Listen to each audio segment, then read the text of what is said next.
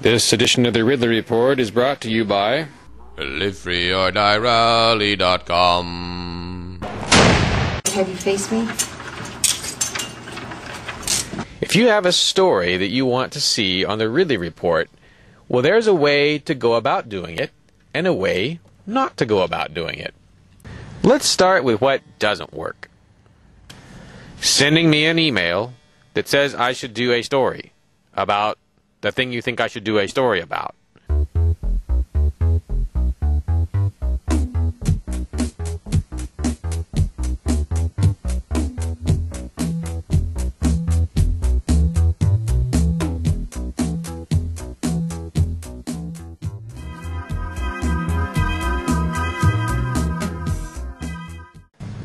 A bad bill in Washington. Sending me an email telling me to do a story about a bad bill in Washington. I'm not saying I would automatically say no, but it's just, you're not giving me much to work with. Especially, again, if there's no links to any mainstream press articles, no independent confirmation, and you're basically asking me to do something that journalists don't do, and that is a lot of work. Journalists are lazy. Journalists want the story handed to them. I am a journalist. I'm lazy. Hand the story to me. Make it easy. Don't make me do all the work.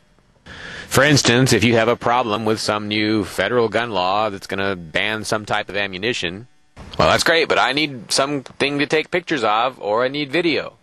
So maybe go, do a demonstration or dress up as a giant bullet. I don't care. Actually, I guess the correct term would be round in this case. Wave flags in front of the nearest federal building. Take a camera, shoot video of it, send me the video. If I can't be there.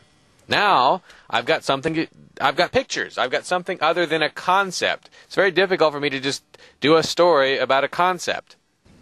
I need video. Or, I need you to tell me where I can go to get video and when. Doesn't mean I can be there, but it makes it a little bit easier if there's something actually going on. It would also help if you could send me an email letting me know that I have permission to use anything you shoot. Now, if you tell me that tomorrow, then that means if you shoot something 10 days later and I see it on YouTube, I don't have to go through the hassle of contacting you to see if it's okay. I just grab it and use it. Basically, giving the video to me involves just putting it on YouTube because I can download it from there. Those are a couple tips for getting on the Ridley Report. Now, there are times when you can completely ignore all these tips and still get on the Ridley Report. And there are times when you can follow on all these tips and fail to get on the Ridley Report. But this will make it easier if you do these simple things. Send me video or do something that is worth videotaping, and I will be more likely to cover your event or your favorite story. And you don't really necessarily even have to be in New Hampshire if what you film is good enough, or if it's New Hampshire related.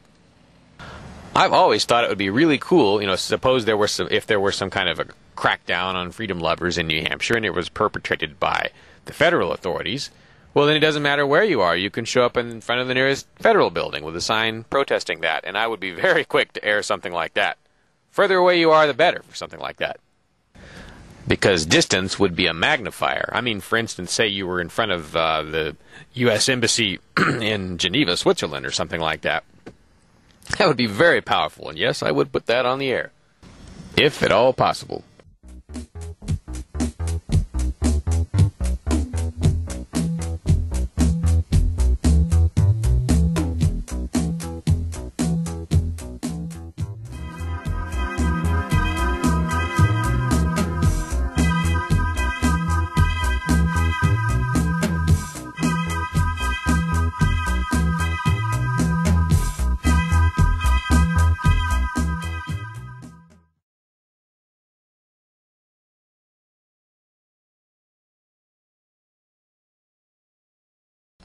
All right, those are my thoughts. Now, I do appreciate all of you who have sent me story ideas, even if they weren't very easy for me to cover. I do appreciate the interest, and I hope I haven't discouraged any of you from sending news releases. I appreciate them, and that is all. LiveFreeOrDieRally.com. August 21st through the 23rd, 2009. It's huge, with 20 bands, hundreds of fans, and a reenactment of Revolutionary War stands. Unlike Porkfest and the Liberty Forum, this New Hampshire event is free, and it's organized by longtime locals. To attend or donate, visit livefreeordierally.com.